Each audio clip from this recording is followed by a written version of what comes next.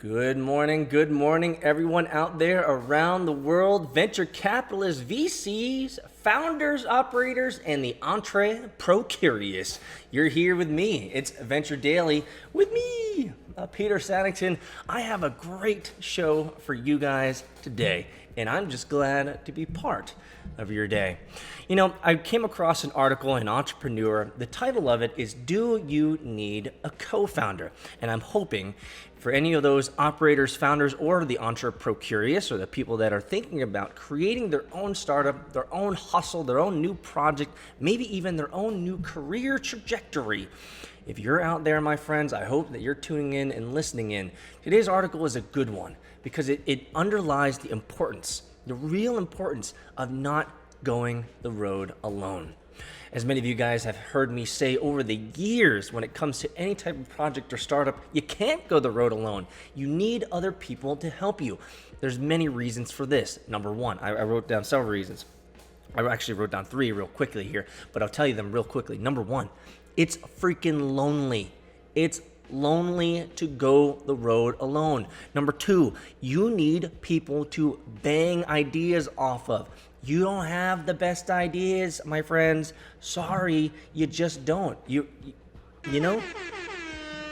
You just don't. Nope. You don't have the best ideas. And from cognitive studies and psychological studies, we know that most of your ideas, most of my ideas, are half-baked. They're not even fully fledged ideas. Until we smash ideas against someone else, against someone who can push us back and say, oh, that made me think about X, or that made me think about Y. Have you considered Z? Have you thought about A? Have you tried thinking about B? Right? We need these types of people in our lives. So number one, it's just super lonely to do anything alone. Number two, you need feedback. You need a feedback cycle. You need people who can give you feedback on the daily. Like, what are we doing?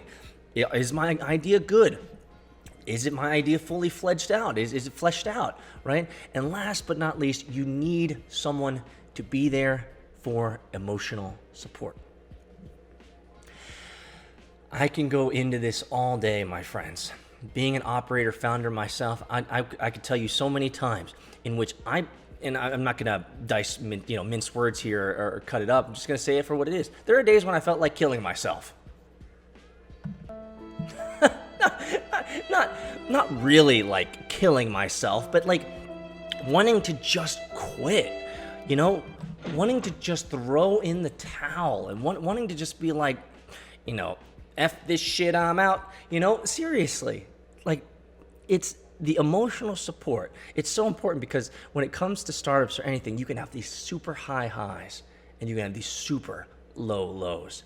And so, number one, it's lonely. I think there's a big key. Number two, you need someone to bounce ideas off. And number three, that emotional support.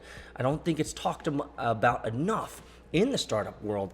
And so these are the top three reasons real quick, but let's get into this article. So we're going to be talking about this today. We're going to be talking about, do you need a co-founder? And this is by Aaron Gore from Entrepreneur. So thanks so much for writing this article. And then we're going to go into Venture Deals for today, Tuesday. Venture Deals, Tuesday, January 14th. It's always good to know where the money is going and where the money is flowing. And last, we're going to have a final word from me about co-founders because I think it's important. Well, I'll tell you a couple stories is what I'm going to do. Let's get into it for today, guys. I am glad that you are here. So do you need a co-founder? Well, you better believe it, according to Aaron Gore. Over the past year, there were many challenging situations. Let me read it this way. Oops, no, we'll leave it this way. Over the past year, there were many challenging situations that I faced as a founder and CEO of a regulated California cannabis business that tested my leadership and endurance. Smoke weed every day. Maybe you guys know why I like this article. Whatever. There are also life's wrenches that snuck up and give me a reality check when I least expected it. It felt like Mercury was in retrograde the entire year. Running a startup means you're always in the growth phase, which equates to a situation that can be both bad and good, as long as you're growing, right? Last year's challenges included shifting team dynamics and replacing critical team members. Cash flow that had been very closely managed as we experienced high growth in demand in the market, which involved getting product to the shelves only to be paid later than net 30 terms. We handled complex investor situations as the fundraising landscape changed drastically in the latter part of 2019. Those were just a few bumps. Then, just as everyone who runs a company knows, there are unpredictable personal challenges. That really, right there, guys. I always like to say this to all of my clients all the time. The number one variable in any project is, let's do it. The number one variable in every product, in every project is people. Actually, Heidi Roizen and I, in our interview, we talked about people being the variable. You can't control them. You just don't know. Personal issues, guys. Personal issues, people bring that ish into the startup all the time, every day, guys. My normal day includes being a mom. No, that's not me. Sorry, it's the author. My normal day includes being a mom to our tornado toddler and a doting husband who requires all my attention when I'm not working on my business. This year, everyone in my house had a heavily rotating case of bad colds, pink eye, and ear infections. My nanny was hospitalized unexpectedly and out of work for 3 months, challenging the juggling skills. And then there was the Kincaid fire of Sonoma County, which literally burst onto the scene within miles from my house. Overnight, our house became a refuge to many, including our best friend's family, whose property was lost within hours of the fires breaking out. And shortly thereafter, we all had to evacuate somewhere else when the fire came within 300 yards of my home. Here's where the greatest realization of the year hit me. Where did we go? With extra kids and pets in tow, my co-founder Carly's house. She had been a rock through all the challenges that we were presented with last year, both professional and personal. To have partnered with someone I can turn to when push comes to any short of shove, I am eternally grateful. So find yourself a pillow and a mirror, maybe that emotional support, guys.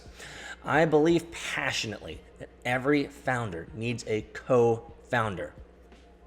I love the fact that she just comes out and just says it plainly, that if you are a founder, you need a partner. You need a Bonnie to your Clyde. You need a ride till you die. What am I talking about, guys? Am I going into gangsta slang early?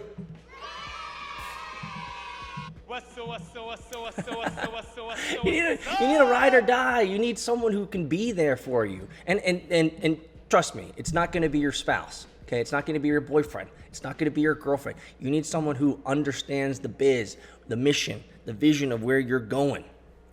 Okay, you need that pillow and a mirror. She says, I believe passionately that every founder needs a co-founder.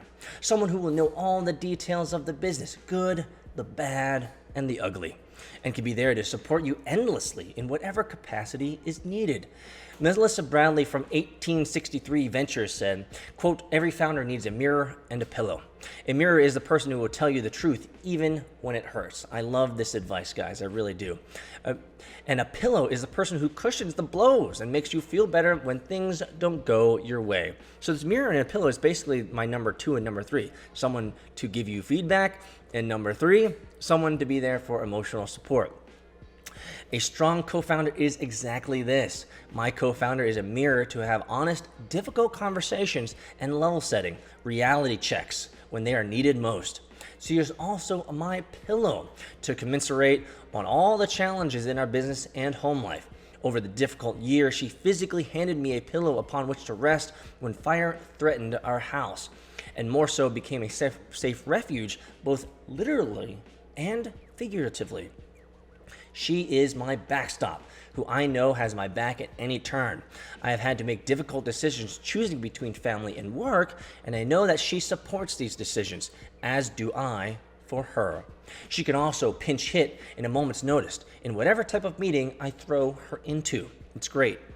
She's pretty much talking about here, guys, the value of having a trustworthy co-founder, a co-founder who you can trust to pick up the slack when you are weak.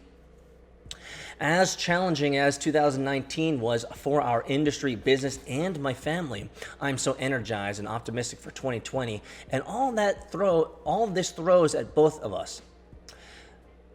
I am optimistic for 2020 and all that 2020 throws at both of us. I have the best partner possible in my co-founder to work with, to capture our opportunities and to realize our true potential as a regulated cannabis business in California and female leaders. Smoke weed every day. Here are some tips for how to choose a co-founder you're bound to be grateful for. So let's jump into her core tips. Map out your core values. Now this, my friends, is an exercise that I do with startups that I mentor and that I coach all the time. You have to start with values. You have to, and I'm super passionate about this, you have to build a business around principles and values that last. Really. They're going to be your guiding star, your North Star. They're going to be your filter for how you make decisions in the business. Map out these core values. So absolutely, I completely agree with her. Let's go on. It is critical for co-founders to be aligned in their core values because they will definitely be tested to the extreme. By mapping out your core values, you can be sure to have them as your guiding light to share with your co-founder. Make sure you share the same work ethic, similar priorities in life, and goals for oneself. It's okay that if not everything is the same, but make sure you understand each other so that you can understand and support decisions that align to one's core values. Is family first? Is your interest in part-time gig to have some fun? I don't even know if I would allow that. No. Part-time gig? What are you talking about? You're my co-founder. Focus, baby. Maybe that's just me. I don't know what she means when she says part-time gig. Is it making the most amount of money possible, no matter what it takes? Get it clear. So when the going gets tough, you know where each of you stand. Number 2, understand yours and your co-founder's strengths and weaknesses. Self-awareness is core to understanding what skills you are looking for in any potential partner. Ideally, co-founders complement each other's strengths and weaknesses. In order to understand what skills you're looking for, spend the time understanding yourself. When looking at building a business, it's much more powerful to be able to block and tackle different parts of the business and trust in each other. For example, if you're looking to build a product company like I did, having 2 graphic designers or 2 operations specialists are less valuable than having one of each. By having a wide range of skills in your founding team, you can build a scrappy business and spend less on consultants and services in the early stages of your company. Now, it's pretty obvious that let me put it this way. It seems easy to say, know thyself. But I'm going to be honest with you guys. I don't think many people know themselves, and I'm going to be in the same vein there. Do I know myself? I think I do, to the naivete and the ignorance of myself. I mean, how do you really truly know if you know yourself?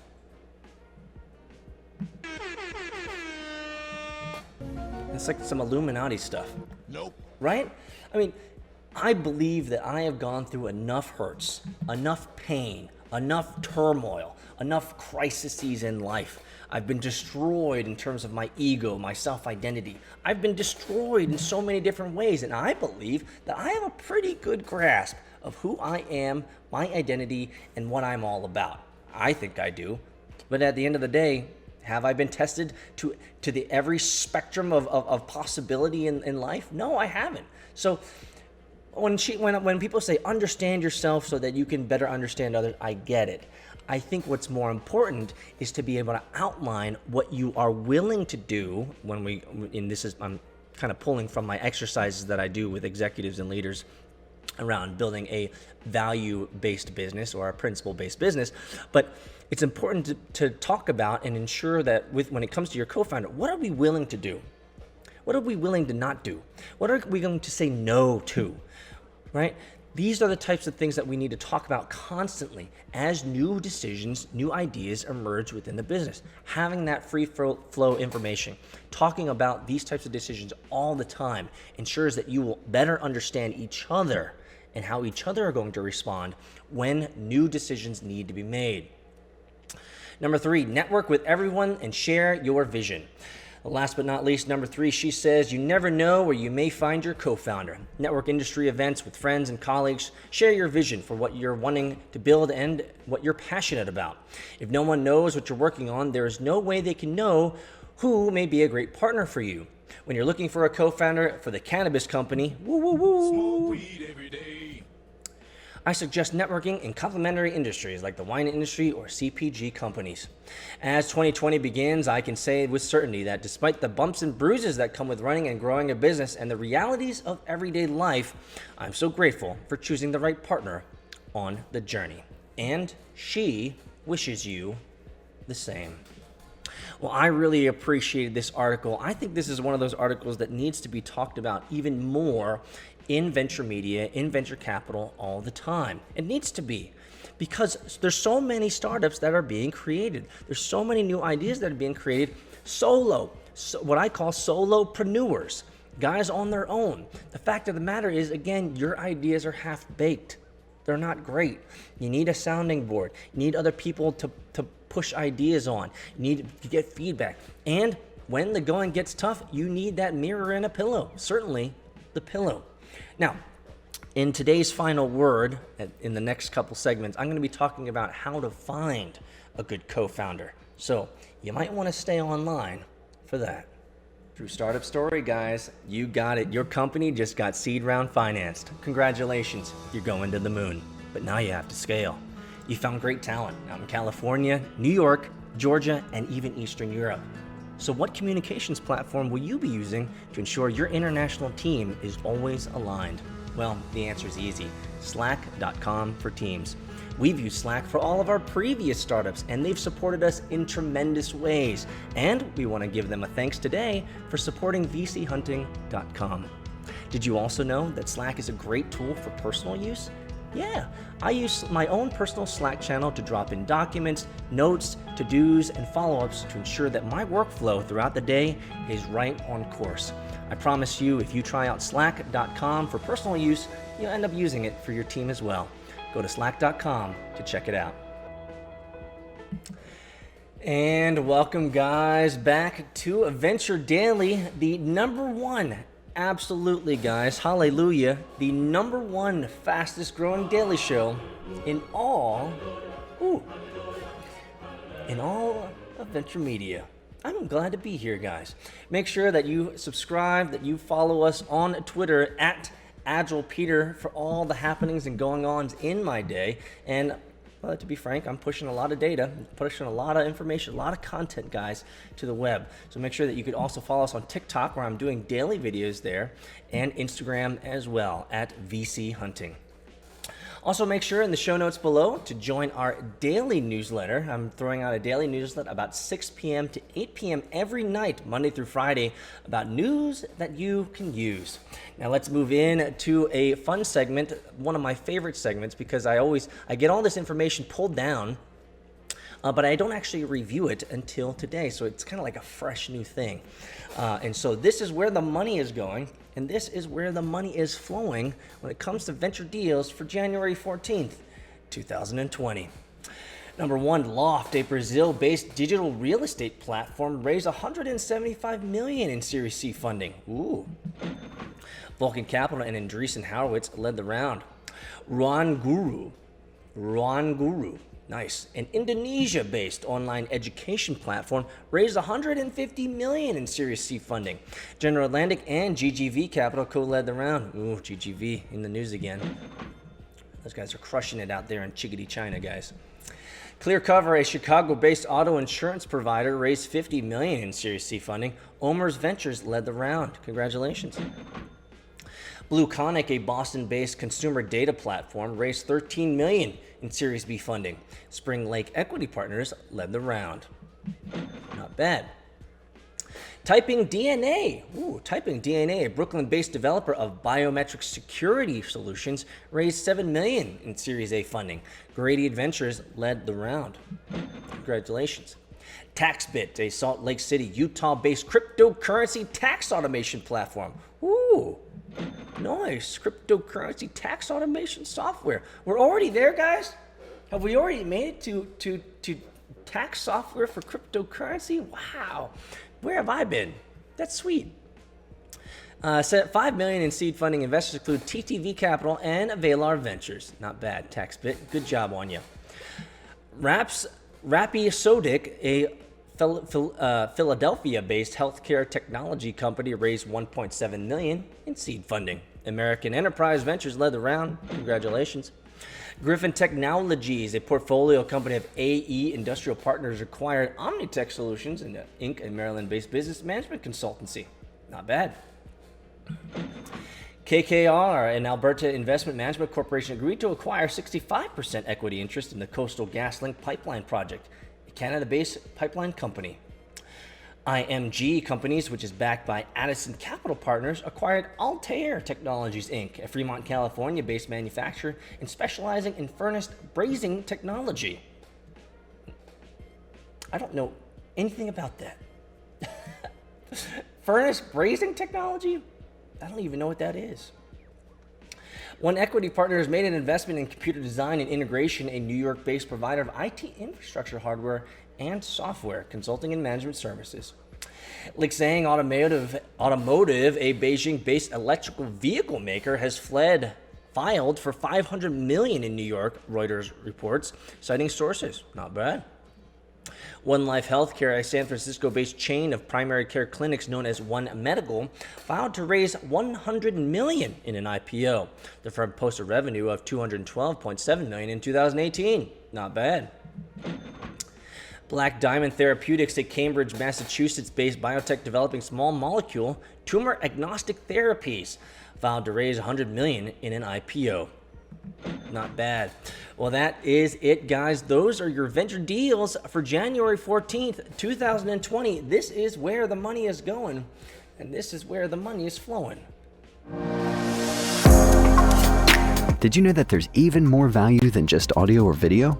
Follow us on Twitter, Instagram, TikTok at VC Hunting, and make sure to sign up for the VC Hunting newsletter, where you'll be able to get weekly news on venture capital, startups, founder stories, and the occasional wisdom extracted from Peter's brain. Go to vchunting.com to sign up. And now, back to the episode.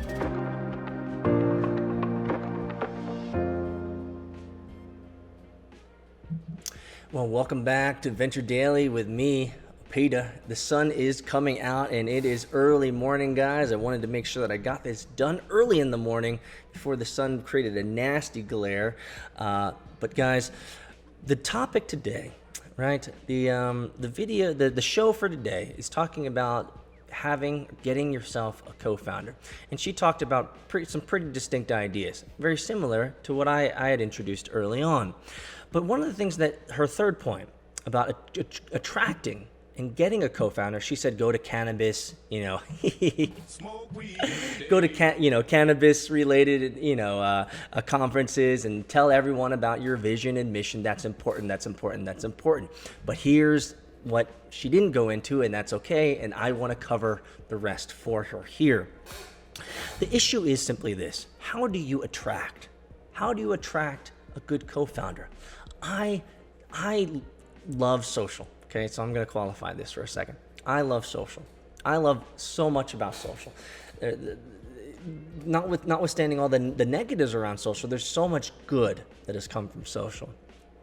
One of the things that I really dislike about Twitter, let's just put it that way. One thing I really dislike about Twitter is the fact that people who, thanks to free speech and all that, people who don't really know what they're talking about are constantly telling us ideas, especially, I'm just going to be specific, venture capitalists who actually have never been founders of anything, never been operators, never had to cry on someone's shoulder, never went through suicidal thoughts of ending their life because of the stressors of building their dreams. Like, when they tweet and tell founders, like, you shouldn't do X, you shouldn't do Y, it grinds my gears, guys. Gotcha, bitch. It grinds my gears. And I was recently listening. I recently read a tweet storm by this one lady, and it just crushed me. She was saying some of the stupidest stuff Like seriously, some of the stupidest stuff. She was like, I don't invest in founders who focus on social. I don't invest in founders who are trying to do a podcast or grow their Instagram or grow their social. It's like, what are you talking about? What the hell are you talking about? What's wrong with you? It doesn't take that much effort to engage in social with your potential community, your potential users, your potential customers, people that are interested in what you're doing. Okay? And so for venture capitalists to come out and say stuff like, you just need to be focusing on product alone. Well, first off, help me understand. Define, what do you mean when you say product? You mean the little idea that you had that you're trying to find product market fit for? Or is product a larger idea? Is the founder's real product, the operator's real product, is that actually the business? Because that's what I think it is. Whenever someone says, focus on the product, one of the first things that I come back with is, what do you mean when you say product? You mean that little idea that you're trying to envision, that you're trying to have product market fit? Or do you mean the actual business? Creating a business that's sustainable, creating a business that can thrive, creating a culture that matters, hiring the right people, ensuring that your real product, the business, can have enough juice in it to support the actual little idea, the little service, the little mini product that you're actually making. You see, here's the point of all this qualification, and I can get frustrated and I can get, salty, I guess. Salty. But I can get salty about this. Here's the point of all of this context and all of this pre-qualification. If you're a founder and you're looking for a co-founder, how do you attract them? Social. By building up your Instagram account, building up your TikTok account, by building up creating a podcast and spending 30 minutes, every other day, or maybe an hour a week creating a podcast and talking about your idea, socializing it. See, this is the ignorance of venture capitalists who have never actually been founders. And actually, I'd go farther. This is the ignorance of venture capitalists who don't actually truly understand the irony that they're using a social platform to get their message out, and they're telling other founders not to use social platforms to get their message out. How are you going to find a co-founder in this web world, this interconnected world, this social 3.0 world that we live in now? It's social. It's part of the job. I've even gotten this not arguments, but I've even gotten to little spats with people and saying, "What are you talking about?" In today's social 3.0, in today's technologically connected, integrated world that we live in, the Borg that we live in today, I would almost go as far as to say that it is a requirement for founders to be over-socializing what they're doing on every single platform possible, especially if you're a founder, a generation millennial, or you're a generation Z. You should be talking about your idea on TikTok. You should be talking about your idea on Instagram. You should be talking about your idea on all the new social platforms that you can get your hands on, because co-founders could be around you that are interested in what you're doing, and if you're not projecting it out into the ether, your passion, your ideas, no one's going to come to you. And the 50-year-old seed investor who gave you your first $250,000 check, trust me, he doesn't see what you need as much as you can see what you need, founder, operator, entrepreneur. Does that make sense, guys? And so it just grinds my gears. It really grinds my gears, guys, when venture capitalists who are completely ignorant of the true hustle that is required to succeed. I mean, let's be honest. You have a 0.0000001% chance of winning or succeeding anyway. So let's increase that by just a fraction of a percent. And it doesn't take that much work to grow your social, to invest in talking about your product. Guys, I don't mind giving away juice. Okay, I don't mind giving away any juice here. And if you've lasted this long in today's podcast, January 14th, and if you've come this far and you've listened this long, then I hope you're listening closely, because I'm about to give you a little bit of juice. What do you think I'm doing? What do you think I'm doing? Do you think I'm just sitting here making boob tube videos and syndicating this to more podcast platforms than anyone else in venture media? Do you think I'm just sitting here thinking about ideas that I want to put on video and then syndicate on audio? No, I'm actually building product. But I'm also spending a lot of time over socializing everything around the venture media world, venture capital. Some people, and the people who can't see the play are the ones that are naive. They're ignorant. They don't understand it. They might, the venture, let's just say venture capitalists. The venture capitalists out there in the world might simply look at me and say, okay, there's this guy, Peter Saddington. He has a daily show. It's growing bigly. It's growing big time. He's just another boob tuber.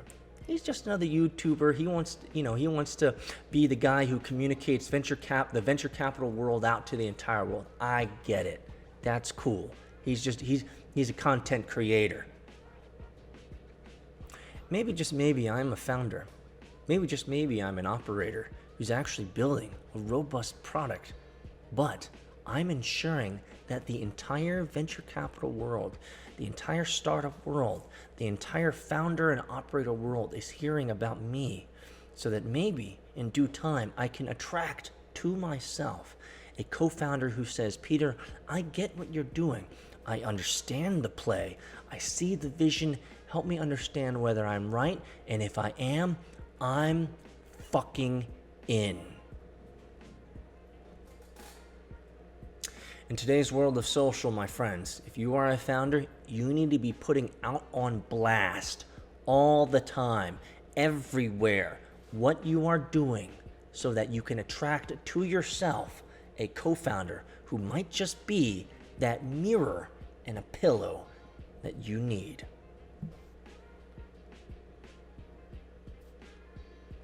Did I get a little bit passionate, guys, at the end of this? Did I get a little bit passionate? That's why I leave it to the end, because I don't want to be, throwing pearls to swine. It's easy. It's easy to listen to me I think the average listener listens about 12 and a half minutes. Well, they don't get these jewels today. Guys, have a great Tuesday, and I'll see you tomorrow. Oh, by the way, let me know your comments below. Peace out.